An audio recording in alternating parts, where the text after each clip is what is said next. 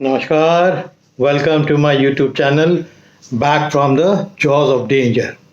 आज आप देख रहे होंगे कि मैं ऑलिव ग्रीन शर्ट पहना हूँ, कामाफ्लाज वाली टोपी पहना हूँ। एक्चुअली इसलिए भी पहना हूँ ताकि जितने भी लोग ये वीडियो देख रहे हैं उनको ये मालूम होना चाहिए कि जब हम जंगलों में जाते हैं अपने सफारीज़ के लिए, हमारे ड्रेसेस इसी तरह के होने चाहिए कि हम उन जंगल के रंगों में रंग जाएं। बहुत ज़्यादा भड़कीले कलर्स, पीला, लाल, इस तरह के कलर्स नहीं पहनने चाहिए, ये आइडियल होता है। इसीलिए देखिए आजकल की जो जीपें भी होती ना जंगलों की हैं, तो वो सब ऑलिव ग्रीन या डार्क ग्रीन में रहती हैं ताकि वो फूल पत्ते वाले जो कलर्स हैं, पेड़ के जो कलर्स हैं, लीव्स के जो कलर्स हैं, उस पर वो रम जाए।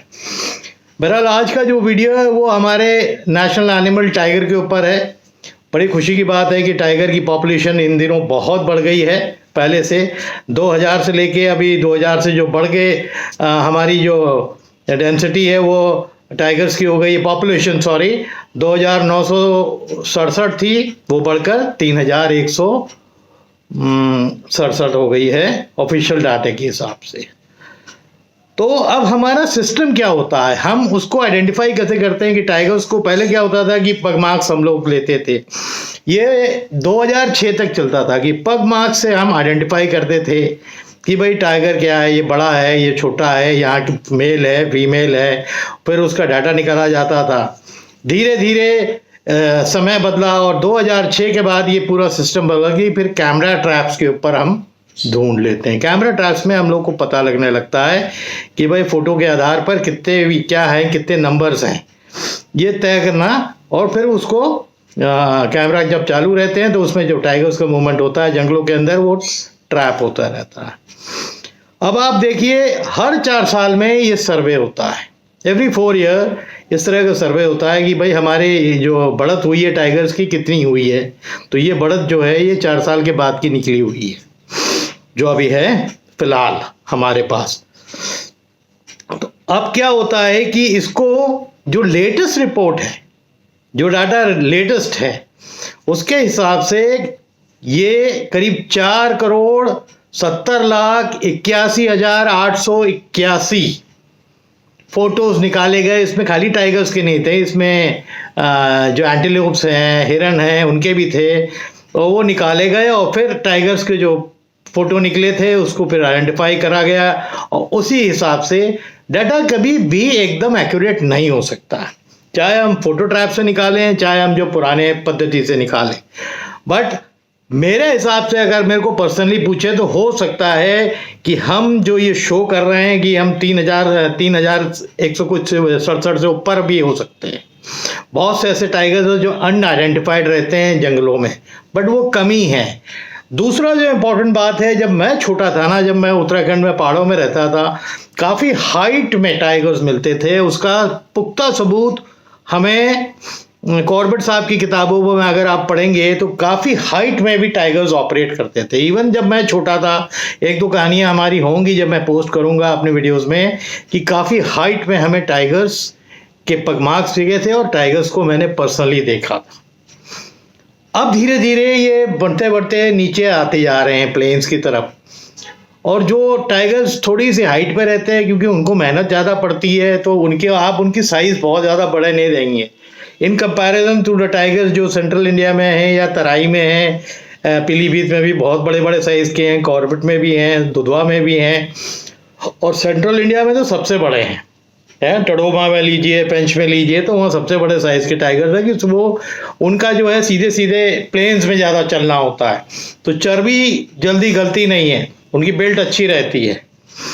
अब आए कि अब हम सबसे मुश्किल मालूम है कि इंडिया के अंदर सबसे मुश्किल डाटा निकालना जो होता है वो सुंदरबन का होता है। क्योंकि सुंदरबन में हम कैसे निकालते हैं, क्योंकि वो ऐसा दलदली इलाका है कि उसका पता लगाने के लिए हमें बोट्स का प्रयोग करना पड़ता है, नावों से जाते हैं।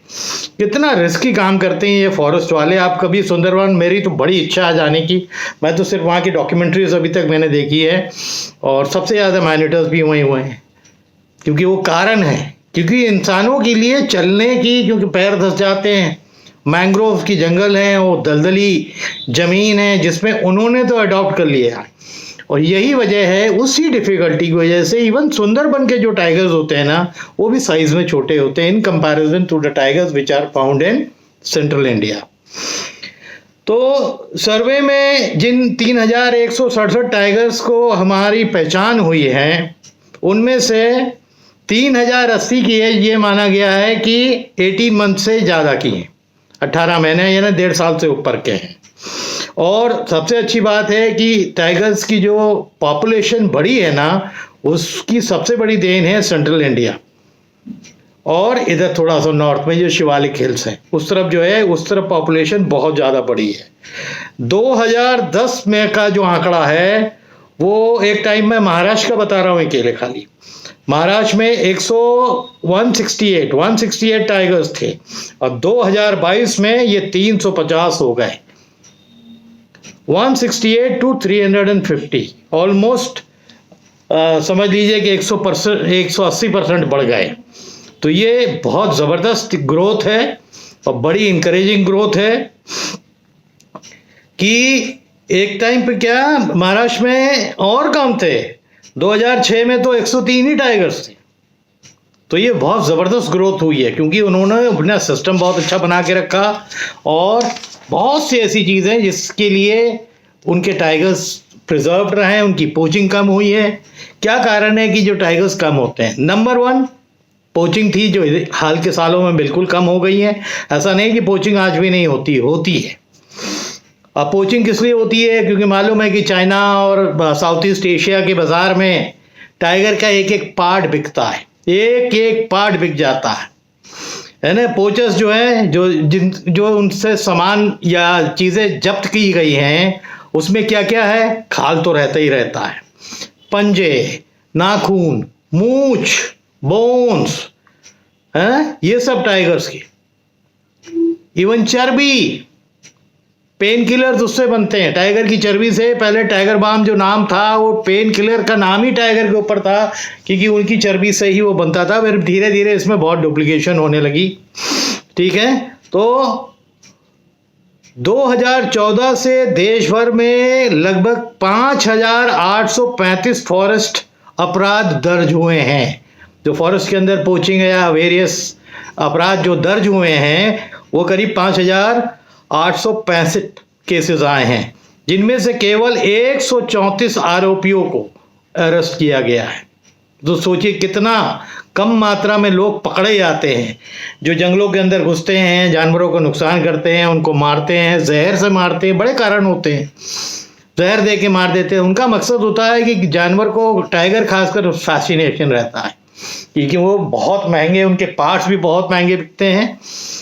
तो प्रॉब्लम हमेशा से यही रहा है कि टाइगर रिजर्व जो है, कोर एरिया में तो जो टाइगर्स हैं वो थोड़ा सुरक्षित होते हैं, बट देखा यह गया है कि जो बफर जोन है, बफर जोन में जो आ जाते हैं टाइगर्स, वही निकल के थोड़ा बस्तियों की तरफ, गाँव की तरफ आते हैं and then they become victim.